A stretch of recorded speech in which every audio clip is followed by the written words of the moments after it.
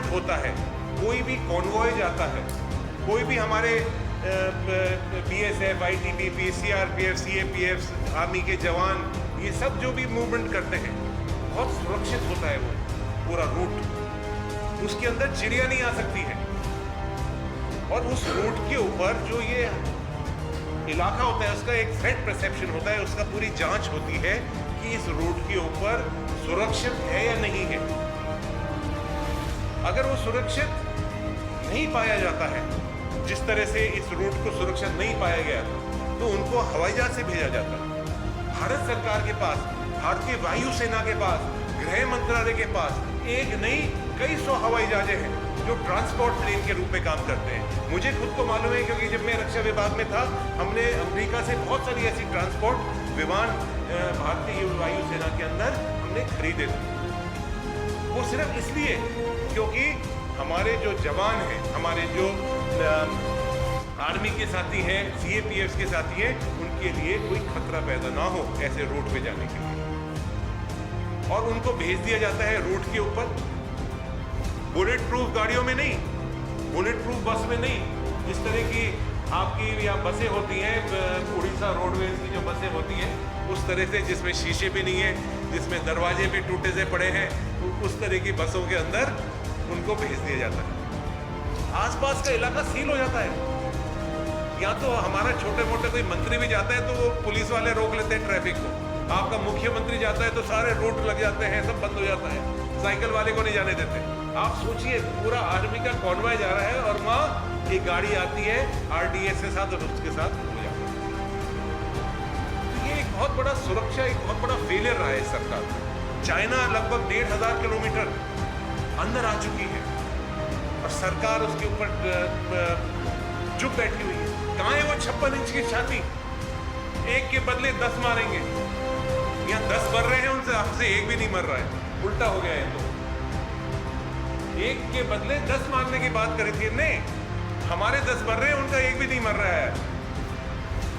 तो इस देश के ऊपर एक बहुत बड़ा खतरा अभी जो नॉर्थ ईस्ट के अंदर हुआ है, जाति के नाम पर, धर्म के नाम पर, बिरादरी के नाम पर, क्षेत्रवाद के नाम पर जिस तरह से इस देश को तोड़ा गया है,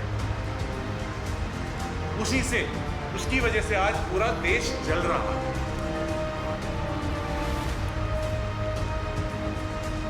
साथ साथ में रक्षा सुरक्षा के मैं आखिरी आपके सामने बात रखना चाहूंगा कि अग्निपथ जो इनने स्कीम चालू करी है, कॉन्ट्रैक्ट वाली, अग्निपथ आर्मी की नहीं मानता मैं। जिस तरह से कॉन्ट्रैक्ट ठेका वाली जो स्कीम दी है, जैसे आप अपने घर में कभी चौकीदार रख लेते हैं कॉन्ट्रैक्ट पर, कोई ये जो आपकी कंपनियां हैं बड़ी बड़ी, ये कोई सिक्योरिटी एजेंसी से 6 महीने के लिए, 2 साल के लिए कॉन्ट्रैक्ट कर लेती है। इसी तरह से इसने इस देश की रक्षा और सुरक्षा को इन्हें ठेके पर दे रखा है। हमारे जो नौजवान साथी जो इस देश की सेवा करना चाहते हैं, उनको मात्र एक छोटा सा हवलदार बनाकर, एक छोटा सा उसको सिक्योरिटी गार्ड बनाकर इस देश की रक्षा कर रहे हैं। जिस तरह से भारतीय जनता पार्टी ने अलग अलग टेररिस्ट जो भी हमारे आतंकवादी हैं, उनसे इनके संबंध जो इनने बनाए हैं चुनाव जीतने के लिए, चाहे वो मणिपुर के अंदर हो, चाहे वो आसाम के अंदर हो, वो सब आपके सामने है।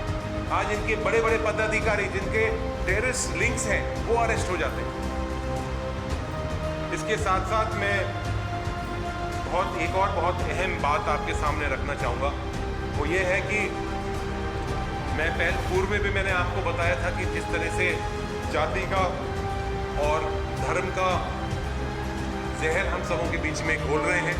और ख़ास तौर से पूर्व में हमने ये उड़ीसा के अंदर भी देखा था बहुत साल पहले, और कहीं ना कहीं जब चुनाव आता है तो ये सारी बातें, इनको सब चीज़ों को एक तरह से जो इनका फेलियर रहा है, जो ये इनका नाकामियता रही है, इसको भूलने के लिए ये कोई ना कोई रिलीजन के ऊपर, कोई जाति के ऊपर, धर्म के ऊपर बात उठाकर और अपने चुनाव के टाइम पर राष्ट्रवाद की बात उठाकर और ये चुनाव जीतने का प्रयास करते हैं। इनके यूनियन मिनिस्टर जो हैं, केंद्र के मंत्री कहते हैं इसको गोली मारो। गोली क्यों नहीं मारते हो?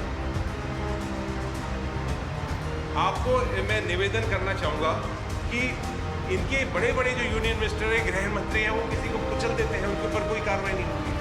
60 से ज़्यादा इनके MPs क्रिमिनल रिकॉर्ड है उनका, लेकिन कोई कार्रवाई नहीं है। और चाहे वो रेप के मामला हो, बलात्कार का मामला हो, हत्या का मामला हो, ये मामले बता रहा हूँ मैं सिर्फ आपको। छोटे मोटे चोरी वोरी के तो ये पता नहीं कितने 100 होंगे, 1000 होंगे। मैं तो आपको जो खैर अख्यात होता है उसके बारे में आपको निवेदन कर रहा हूँ। साथ ही मैं ये भी आपके सामने निवेदन करूँगा कि आज हमारी देश की जो लोकतंत्र है वो खतरे में है। आपने देखा है पूर्व में कि ये जो सरकार है, इनको कोई भी ऑपोजिशन पार्टी की सरकार हो, कोई भी विपक्ष की सरकार हो, ये लोकतंत्र में विश्वास ही नहीं करते। ये विश्वास करते हैं कि सारे देश के अंदर हमारी अकेले की सरकार हो। इन्हें चाहे वो अरुणाचल प्रदेश हो, चाहे वो गोवा हो, चाहे वो पूर्व में कर्नाटका हो, चाहे वो मणिपुर हो और चाहे वो मध्य प्रदेश हो, इन सब सरकारों को पैसे देकर, MLAs को खरीदकर, लोभ देकर, लालच देकर, ED को, CBI को भेजकर ये सरकारें तोड़ने का काम किया। आपको एक और मैं फिगर दूंगा जिससे आपको हैरानगी होगी।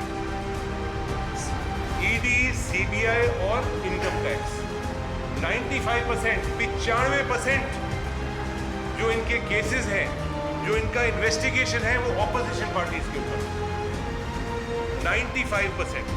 तो ये एक फिगर अपने आप बताता है, ये मेरा बनाया हुआ फिगर नहीं है, ये क्राइम रिकॉर्ड ब्यूरो का फिगर है।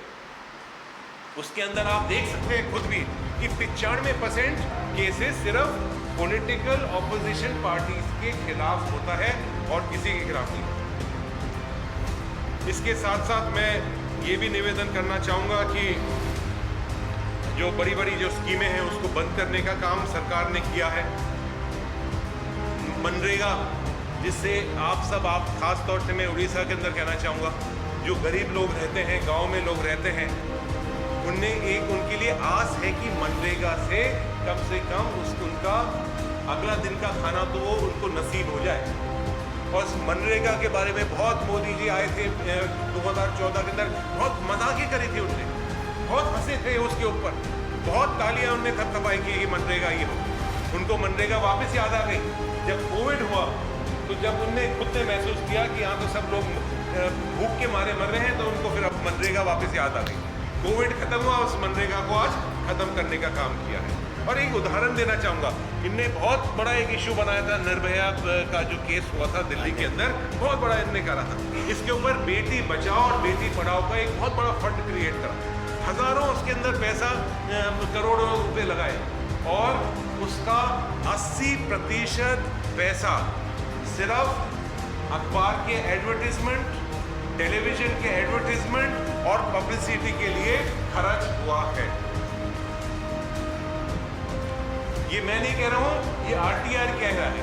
ये हमारा जो देश का बजट है, ये आप कभी भी आगे मेरे से कागज मांग सकते हैं, ये कह रहा है। एक स्कीम जिसका 80% सिर्फ पब्लिसिटी पर खर्च हो और उसके ऊपर सिर्फ मोदी जी की एक फोटो हो, ये कैसी स्कीम है? ये बेटी बचाओ बेटी पढ़ाओ की स्कीम है, या मैं अपने आप को कितना बड़ा बनाऊं, मेरी फोटो छपती रहे, वो स्कीम है? इसके साथ साथ कहने के लिए तो बहुत सारी चीजें हैं, लेकिन साथियों, मैं आपके सामने ये बात रखना चाहूँगा कि हमारा देश बहुत ही मुश्किल दौर से गुजरा है। हमने कोविड जैसी एक महामारी का आप सब लोगों ने मिलकर, हम भारतीय सभी लोगों ने उसका मुकाबला किया है, मदद करी है। हमारे पास जो भी था, 1-2 वक्त का खाना था तो 1 वक्त का खाना किसी और को भी खिलाया, हमने एक दूसरे की मदद करी। लेकिन सरकार ने क्या किया? अगर सरकार चौकन्नी होती तो ये कोविड आता ही नहीं इस देश के अंदर। राहुल गांधी जी ने कई महीने पहले कह दिया था कि कोविड आने वाला है, बच के रहना। इनने आखिरी तक ये चाइना से हवाई जहाज आ रही है, चाइना से सामान आ रहा है, चाइना से कोविड हिंदुस्तान में तो बना नहीं है। आप पहले ही उसको रोक देते तो कोविड ही नहीं आता। और आपने एक लॉकडाउन लगा दिया, उस लॉकडाउन से कितने लोगों को परेशानी हुई। आपके प्रदेश के लोग, उड़ीसा के लोग कहाँ जगह पर फंसे रहे, कितनी परेशानी हुई। कोई पैदल चल रहा है, वो दृश्य हमने देखा है। तो आपका कंप्लीट फेलियर रहा है। और पहला फेज आया और सेकंड फेज, आपने पहला फेज में कोई गलती हो जाती है तो मैं उसको ठीक कर दूंगा अगली बार। आज मेरे से कोई गलती हुई है इस प्रेस कॉन्फ्रेंस में, अगली प्रेस कॉन्फ्रेंस में मैं नहीं करने वाला हूँ। लेकिन पहले फेज में उनने जो गलतियां सरकार से हुई है उससे भी नहीं समझ पाए। अगले फेज के अंदर और ज्यादा गलतियां इनने करी, और गलती जो करी उसमें पैसा कमाने का और काम इनने करा है। पीएम केयर जो योजना चलाई है उससे कितना बड़ा एक नुकसान हुआ, और जो नंबर इनने दिए हैं वो तो एक तरह से बिल्कुल ही सरकार ने अपनी नाकामी छुपाने का जो काम किया है। वर्ल्ड हेल्थ ऑर्गेनाइजेशन ने, WHO, ये कोई किसी की प्राइवेट बीजेपी या तो कांग्रेस की कोई छोटी कंपनी नहीं है जिसने वो रिपोर्ट बना दी है। WHO ने एक रिपोर्ट के अंदर आपको कहा है कि लगभग 50 लाख लोग इस देश में कोविड से उनकी डेथ हुई है, और सरकार कहती है 5 ही मरे, उसमें से शायद 0 लगाना भूल गए। कम